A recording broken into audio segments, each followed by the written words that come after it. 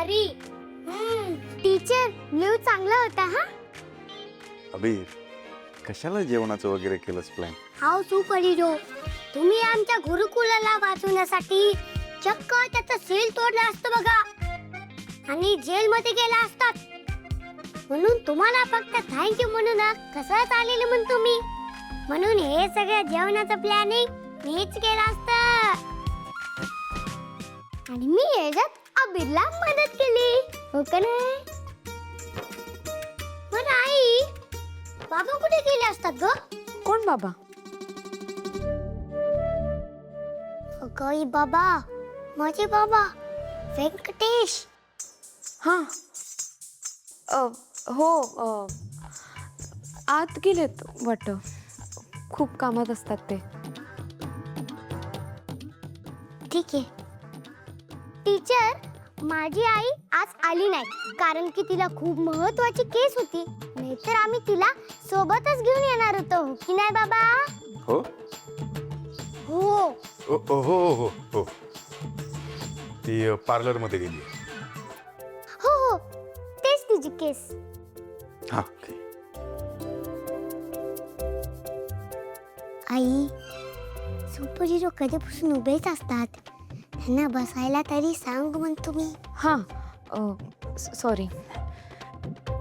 तुम्ही बसा, मी आलेच. बसा सुपर हिरो, या बसा बसा बसा बसा. सुपर हिरो तुम्ही बसा, मी पाणी आणतो. काय ग? काय आई वगैरे काय चाललंय तुझं? कोण आहे? कसली आई? अरे ऍक्टिंग ऍक्टिंग. काय ऍक्टिंग? तेच राहिलं आयुष्यात करायचं बाकी. हसते माझ्यावर. लिहितेस ना? अग ते नाही ग. हे बघ, FAIR म्हणजे फेर. फेर म्हणजे काय सांग? तुझ्यासारखी गोरी गोरी पान. ली FAIR फेर बरोबर WHIT व्हाईट. हँडरायटिंग व्यवस्थित काढ.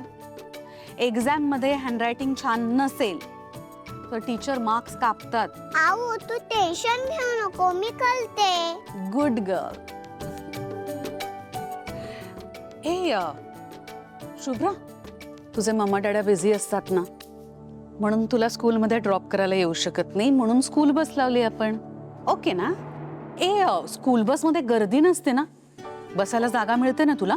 गलती तर असते पण माझी सेट फिक्स आहे. दुसरं कोण बसलं की मी त्याला उठवते. That's like my good girl. ओवी कुठे बसते? तुझ्या बाजूला नाही ना बसत? ओवी काय, जिथे जागा मिळेल तिथे बसते. पण ओवी आज बस मध्ये आली नव्हती. भावळटच आहे. मिस झाली ना बस. सारंग काका तिला स्कूल मध्ये घ्यायला आला होता. दोघं बाहेर गेलेत फिरायला. मी यायच्या आधीच निघून गेले. सारंगचं ना अतीच चाललंय हल्ली. ओवीच्या मागे मागे करत असतो, लाडावून ठेवलंय तिला. कुठे जाणार होते फिरायला ते? अगं सांग ना, कुठे जाणार होते फिरायला? तो ओवीचा बेगावचा मित्र आहे ना, त्याच्याकडे जेवायला गेलेत. ओवीने मला रिसेस मध्ये सांगितलं. ओवीचा बेळगावचा फ्रेंड कोण? मला नाही माहित बेळगावचा फ्रेंड कोण. कुठे जाणार होते नीट सांग ना जरा. ओवीच्या गाण्याचे टीचर आहेत ना, त्यांच्याकडे गेले जेवायला. सावलीकडे? कोण सावली?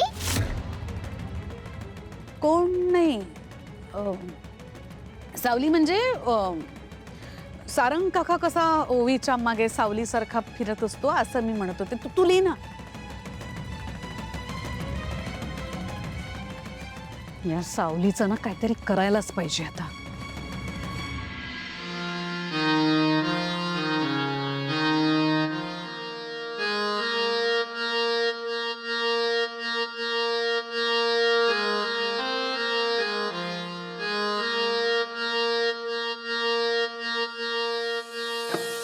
अरे बाबा, आपण दुसऱ्यांच्या घरी आलो ना. मग दुसऱ्यांच्या वस्तूला हात नसतं लावायचं. लहान असून पण मला तुलावर सांगायला लागते. चल तिकडे. आणि बघ, सावली टीचरचं काम आहे, तुझं नाही.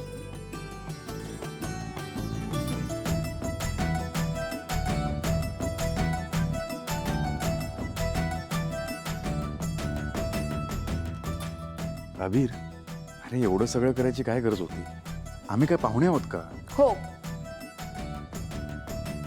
पाहुणे असलो तरी साधेपणाने जेवलो असतो आम्ही. हा सुपर हिरो, तुम्ही आमच्या घरी पहिल्यांदा आले असतात, मग एवढं तर झालंच पाहिजे ना.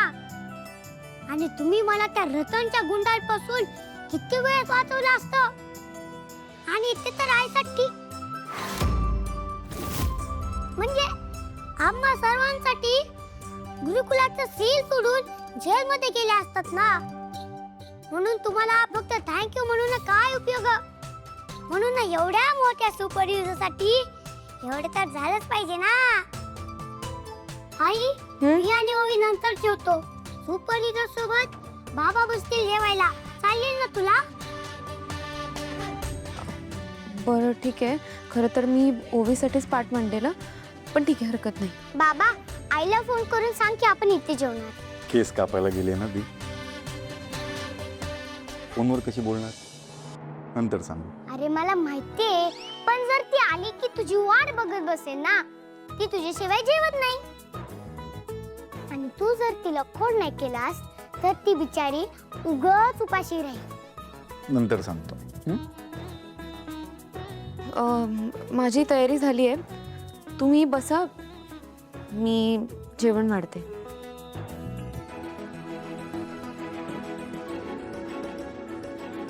वकील साहेब, कोर्टात आपली बाजू मांडताना तर तुम्ही एक मुद्दा उचलून धरा.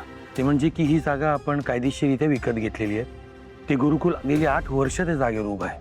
म्हणजे इतक्या वर्षात ती जागा चुकीच्या पद्धतीने विकली गेली आहे हे मेंदळ्यांच्या लक्षात आलं नाही. अचानक त्यांना साक्षात्कार झाला. जगन्नाथजी, तुमचा मुद्दा एकदम बरोबर आहे. शिवाय ज्या मूळ मालकाकडून आपण ही जागा घेतली त्याने त्याच्यात आणि तिलोत्तमा मॅडममध्ये नेमका काय करार झाला हे आपल्याला कधी सांगितलंच नाही. या फसवणुकीमुळे या उलट आपण त्याच्याकडून मोठी नुकसान भरपाई घ्यायला हवी. किती पाहिजेत बोला.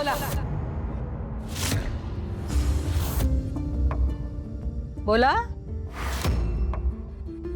1 कोटी, 2 कोटी, 5 कोटी, चल 10 फायनल.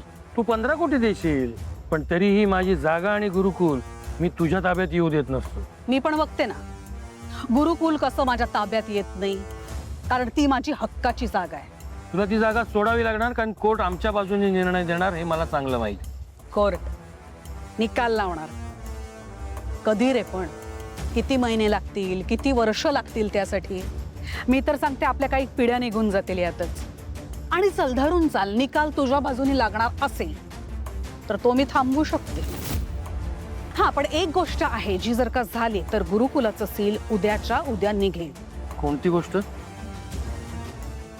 वकील साहेब, तुमच्या साहेबांशी जरा बोलायचं होतं. 2 मिनिटं देता? हो मॅडम. थँक्यू.